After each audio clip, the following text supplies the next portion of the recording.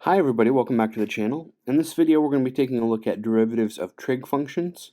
And I will just say that in the next few sections what we're really doing is building up kind of a database of derivatives of different kinds of functions. And so it's going to feel a little bit the same for most of these sections. It's going to look at let's look at a specific kind of function, and let's either go back to limit definition of the derivative or use some other method that relates to what we're doing to show what the derivative would look like. And then, as I've said before, it's good to, in your notes, kind of have somewhere where you have a bunch of derivative rules that you can refer back to and eventually memorize those. So let's go ahead and jump right in. We're going to be talking about derivatives of trig functions, and as is the case with almost any time we're talking about trig, I think it would be a really good idea to start out with sine and cosine, and then once you know how sine and cosine behave, then you can kind of develop the other trig functions from there. Okay, so derivatives of trig functions.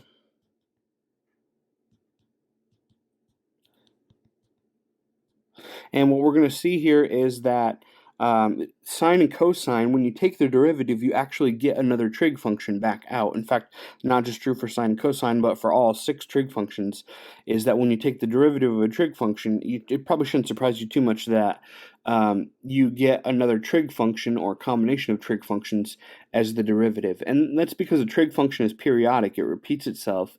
And so when we look at the slope of tangent lines, those slopes of tangent lines are going to kind of repeat themselves as well.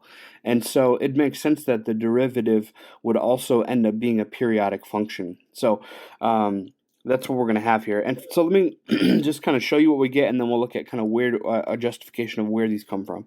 So let's start out by looking at f of x equals the sine of x. And what we're going to see is that when you have this as your original function, interestingly enough, you end up getting the derivative function to be the cosine of x. Okay, and so basically, you know this from past classes, but sine and cosine relate to each other in a lot of different ways, and it's often the case that when you're working with one function, you kind of get the other one out sometimes, and we've seen that with other trig identities, with things like half angle identities and double angle identities, is that one of the other trig functions kind of shows up in the formula for those different identities.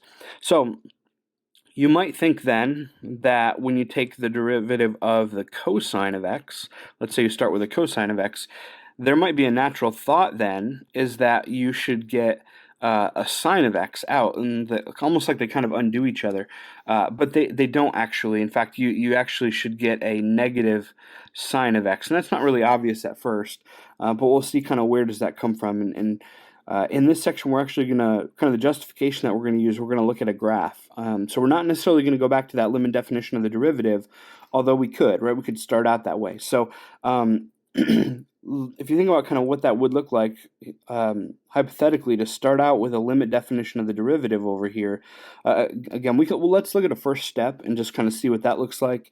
And then we'll for the full explanation, we'll go and we'll look at a graph and kind of look at the different tangent lines and see what we can find with that. But the limit definition of the derivative is going to look something like this. Let's start with the sine function. So the sine of x plus h minus the sine of x, all divided by h. Now, to officially kind of formally prove that these derivatives up above work the way they do, you actually need to go back and use this definition and kind of work with that and manipulate that a little bit.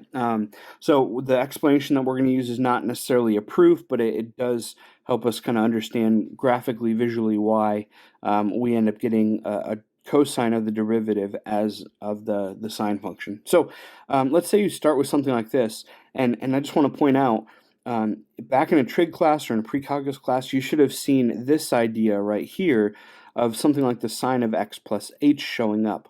So you might remember from past classes dealing with what we would call a sum and difference identity, stuff that said like the sine of alpha plus beta and there's some formula for it, or the cosine of alpha minus beta and there was some formula for it.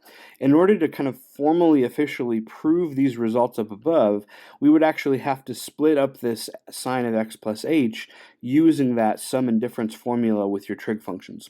And that's not what we're going to do in here, but if you wanted to formally prove that, that's what that would look like. I say this because a lot of students think that when you learn those trig identities, they say, great, I'm going to learn them here in this class, but then they're never going to show up again. That's not true. They show up a lot. And in this case, they show up where if you don't have the sum and difference identities for sine and cosine, then really you couldn't prove these. You couldn't really talk about derivatives of trig functions in the first place. So you really need those. But for us, we're going to talk about using justification that really relates more back to the graph and understanding how does the graph of sine function behave and what happens if you look at the slopes of the tangent lines. Okay, so let's go ahead and take a look at a graph. In yellow here, there's a graph of the sine function. You should be very familiar with this. And what we're going to look at is the different tangent lines at specific values and see if we can kind of recognize a trend here. So I'm going to start out by looking at a point that's up here that has the coordinates pi over 2, comma 1. And what we'd like to look at is what is the derivative at that point. In other words, can we find f prime of pi over 2? Okay, and again, if you remember that the derivative is talking about the slope of the tangent line, we could draw ourselves a tangent line. It looks like the tangent line to this graph would be actually a horizontal line. And if you think about the slope of the horizontal line is 0. And we can do this for every point that's up at a height of 1. So negative 3 pi over 2, comma 1. Really, we can also do that to any point down here that is down at a height of negative 1. And we can look at the derivative at every one of those points. So if we look at f prime of negative pi over 2, that would also be 0. And f prime of 3 pi over 2, and that's also 0. And f prime of negative 3 pi over 2, that's also 0. Okay, let's also focus on these points where the sine function crosses the x-axis. Now, we haven't had a lot of practice yet of being able to graph a derivative function when we have an original function. That's kind of what we're trying to do here, is we're trying to look at the derivative and graph a derivative function.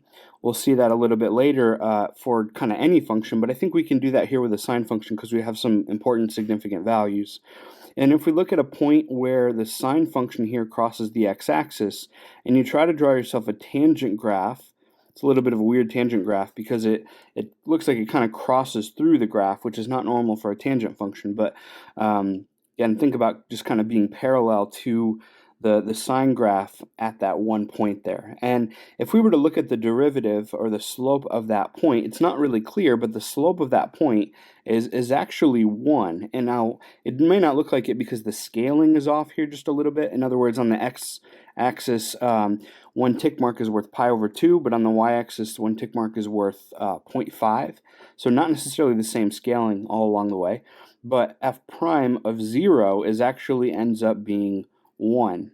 Okay, and then at the points where your sine graph crosses the x-axis, but you have a negative slope of the tangent line, you actually end up getting a slope there of negative 1. So let me see if I can kind of graph some of these points using the derivative, and let's see what kind of a function we end up getting. I've put a lot of those over on the right so I can kind of erase some of these points and kind of clear up the graph a little bit. Let's try to graph the points that we have here and see what we see. Okay, so f prime of pi over 2, so treat f prime like a new function. Like if you want to call f prime of pi over 2, if you want to call that g of pi over 2, that's fine. We're basically trying to graph the points in the derivative. So at pi over 2, our output for the derivative should be 0. So that means that's where our derivative graph is going to cross the x-axis. Same thing is true at negative pi over 2, at 3 pi over 2, at negative 3 pi over 2. That's where your graph of your derivative function is going to cross the x-axis. So it's going to cross right here, it's going to cross at negative 3 pi over 2, and then over here at 3 pi over 2. So all 4 of these points in black here are on the graph of the derivative function. Over here, when we talk about f prime of 0 being equal to 1, when x is 0, we get an output of 1. And if I had kind of done that for all the other points over here, we would see that when x is pi, okay, right here you have that tangent line. The slope of that tangent line is -1, which means your derivative is going to have a point down here. And this repeats itself and repeats its behavior, its pattern here.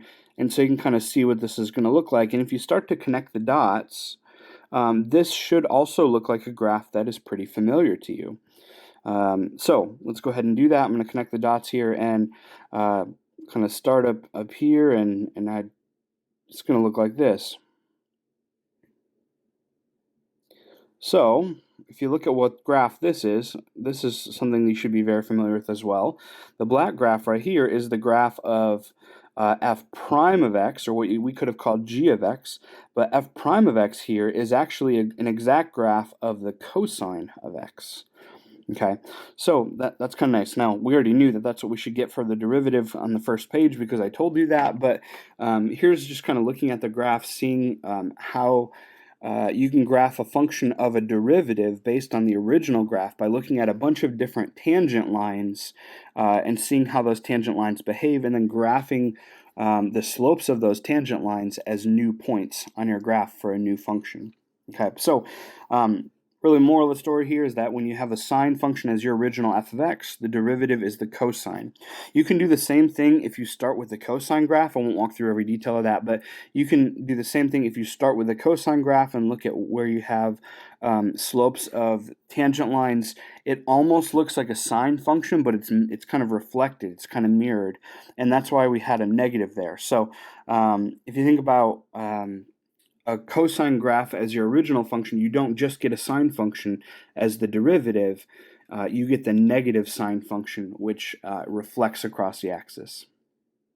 Okay, what we just said is that when you take the derivative, d over dx, of the sine function, you should get the cosine function. And when you take the derivative of the cosine function, you should get a negative sine of x. Okay, again, these are good ones to put on your derivative notes. Okay, but these are ones that we're going to use so much that you're going to get used to these. You're going to memorize these pretty quickly.